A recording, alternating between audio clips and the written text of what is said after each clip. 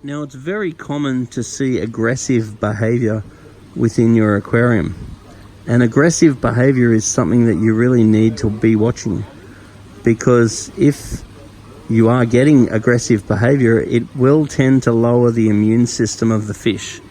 Now, one of the ways to really see if the aggressive behavior is affecting your fish is by watching their breathing rate.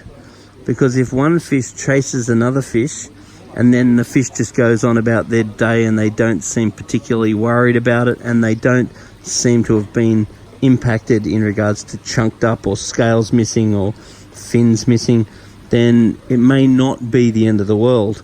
But if you see a fish chasing another fish and then you see that fish really try to get away somewhere and hide, and you really see the breathing rate elevated at all, then you can assume that the bullying is really affecting the fish. And the big issue with the bullying affecting the fish, knowing that bullying affects some fish a lot more than it affects other fish, is that when the fish is scared,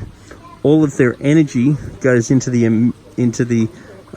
respiration system and the fight or flight system, and it tends to come out of the immune system. So if this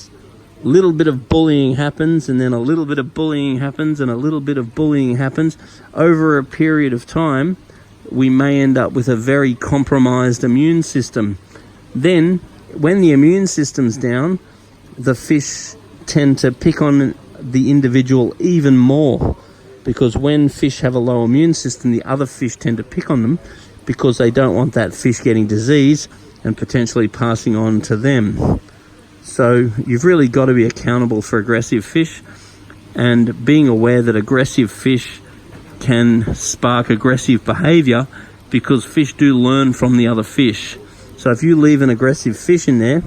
you'll find that it teaches the other fish to become aggressive fish, and you can end up with a tank full of bastards. So particularly while the fish are young, if you see this aggressive behavior occurring, sometimes the easiest thing to do is just get rid of that individual.